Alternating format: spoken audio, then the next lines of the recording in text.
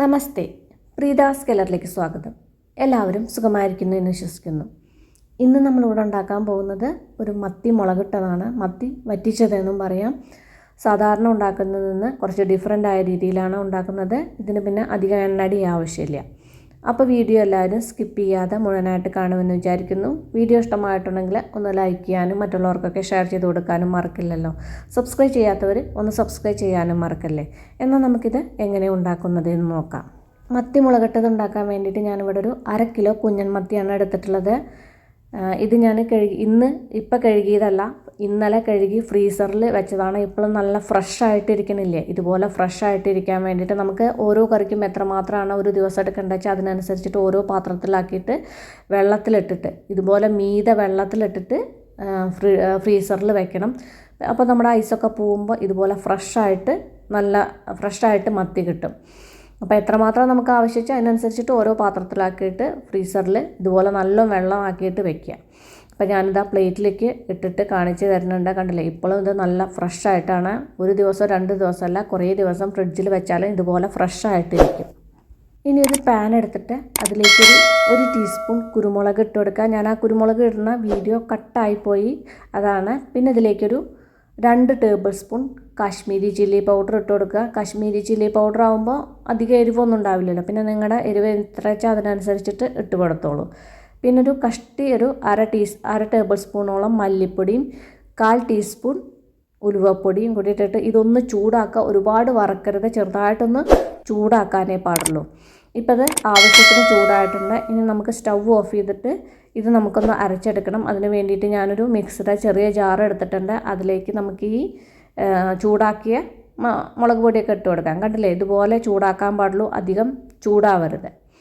ഇനി ഇതിലേക്കൊരു 5 ചെറിയ ഉള്ളി തൊലി കളഞ്ഞതും പിന്നെ ഈ കറിയിലേക്ക് ആവശ്യത്തിനുള്ള പുളി ഇട്ട് കൊടുക്കുക. നിങ്ങൾക്ക് എത്രമാത്രം പുളി വേണ്ടെങ്കിൽ അതിനനുസരിച്ചിട്ട് പുളി ഇട്ട് കൊടുത്തോളൂ. പിന്നെ കുറച്ച് വെള്ളം ഒഴിച്ചിട്ട് ഇത് നന്നായിട്ടൊരു നല്ല പേസ്റ്റ് രൂപത്തിലൊന്ന് അരച്ചെടുക്കുക. ഇനി കറി ഉണ്ടാക്കാൻ വേണ്ടിയിട്ട് ഞാനിവിടെ ഒരു മൺചട്ടിയാണ് എടുത്തിട്ടുള്ളത്. ചട്ടിയിലാവുമ്പോഴാണ് മീൻ കറിക്ക് നല്ല ടേസ്റ്റ് ഉണ്ടാവുക. അതിലേക്ക് ഒരു വലിയൊരു കഷ്ണം ഇഞ്ചി നൈസായിട്ട് നീളത്തിൽ കട്ട് ചെയ്തതാണ്, അത് ഇതിലേക്ക് ഇട്ട് കൊടുക്കുക.